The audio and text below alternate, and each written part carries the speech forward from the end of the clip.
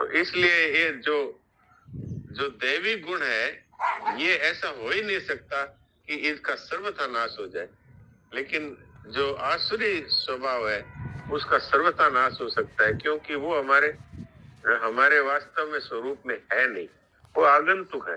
तो आगंतुक का नाश हो सकता है, लेकिन जो हमारे स्वरूप भूत गुण है, जैसे सत्य है, अहिंसा है, ये सब हमारे स्वरूप भूत गुण है, अर्थात ये दैवी संपत्ति है। हम भगवान के अंश है, इसलिए हम सर्वथा आसुरी संपत्ति युक्त हो ही नहीं सकते, और सर्वथा देवी संपत्ति युक्त ज्यों के त्यों हो सकते हैं। जी हाँ, बहुत बढ़िया डॉक्टर साहब, बहुत अच्छा। प्रणाम। प्रणाम। डॉक्टर साहब प्रणाम। प्रणाम जी। डॉक्टर साहब, किसी के दोष को बताना एक, जो वास्तव में अगर दोष है उसमें, तो ये बताना भी तो धर्म है। हाँ, ये कह सकते हैं, लेकिन ज्यादातर लोग सुनने को तैयार नहीं होते, और कई बार तो वो ये कहते हैं कि ये दोष तो तुझ में है, तू कौन सा दूध का धोया हुआ है। तो उनका सुधार नहीं होता। अगर हम सुधार के दृष्टि से भी कहें तो भी वो सुधार नहीं होता, क्योंकि उसको अपना दोष दिखता नहीं, और आपने उसका दोष बताया तो उसको गुस्सा आता है कि अच्छा, ये बड़ा धार्मिक बनता है। इसलिए जहां तक होवे, दूसरों के दोष देखना भी ठीक नहीं है और बताना भी ठीक नहीं है। पर इसमें एक बात है, वो ये है कि एक होता है दोष दर्शन, और एक होता है दूसरे को दोष मुक्त करने की इच्छा से और उसके दोष को देखना। इसको दोष दिदृक्षा कहते हैं।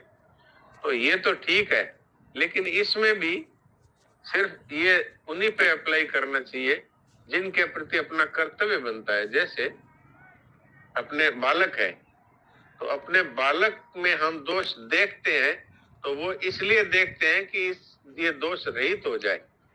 तो उस पर तो हमारा अधिकार है, ये हमसे और हमारा ही बच्चा है, उसको हम दोष मिटाने की दृष्टि से उसके दोष देखते भी हैं और उसको बताते भी हैं। तो इसमें कोई बुराई नहीं है, और ये सिर्फ उन्हीं पे अप्लाई होता है कि जो हमसे किसी भी प्रकार से जूनियर है, हमारे हक लगता है अथवा हमारा कर्तव्य बनता है कि हम उनका सुधार करें।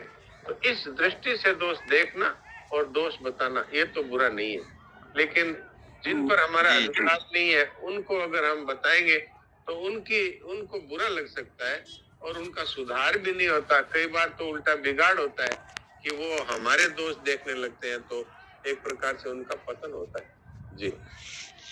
अर्जुन जी को श्री कृष्ण भगवान ने बताया। हाँ जी, हाँ जी। वो तो इसलिए कि तू मेरा प्रिय है, तू मेरा सखा है, तू मेरा भक्त है, तू मेरी शरण हो गया है। तो इसलिए उनको जो बात बताई वो तो वो दोष दिदृक्षा है, अर्थात वो मेरा प्यारा है, इसलिए वो दोष रहित होना चाहिए। और वो भी इस तरह मानता है, सामने वाला भी, कि ये मेरे दोष बता रहे हैं तो ये मेरी भलाई के लिए। तो वहां पर दोष देखना और बताना भी एक प्रकार से सेवा ही है। जी। हमारी एक छोटी सी जिज्ञासा हमारी है, टाइम तो हो गया, बढ़ रहा है। जैसे हम ब्राह्मण हैं, हम शादीशुदा हैं, हम इस नौकरी में हैं, ये सब गाढ़ नींद में भी पकड़ में रहता है। जैसे सपना भी देखते हैं, जैसे स्वामी जी महाराज बताए कि मैं स्त्री होके नवरात्रा में जा रहा था, लेकिन मुझे याद था कि स्त्री छुआए नहीं। ऐसे ही ये सुकृति में तो सब रहता है, स्थूल सूक्ष्म सब। मैं भगवान का हूँ, ये सुकृति में क्यों नहीं हो पाता है? हमारी क्या कमी है डॉक्टर साहब?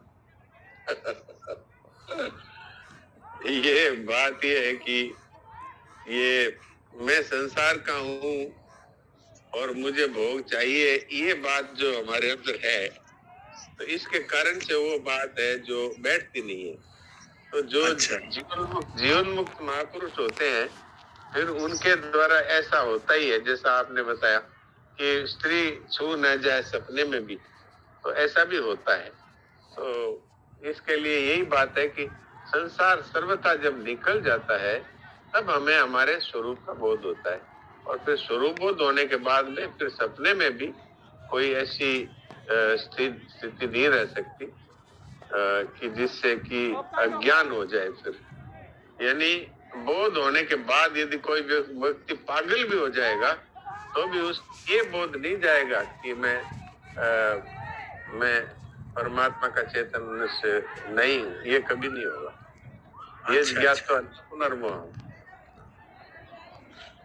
महाराज जी ने बताया था कि कोई जीवन मुक्त हो जाए फिर वो अगर पागल भी हो जाए तो उसके द्वारा कभी ऐसी क्रिया नहीं हो सकती कि जो सांसारिक मनुष्यों के द्वारा होती है, और उसको ये बोध कभी नहीं जाएगा कि मैं साक्षात ब्रह्म का ही एक पार्ट हूँ। ये बात उसके कभी नहीं जाएगी। जी जी, बहुत बढ़िया।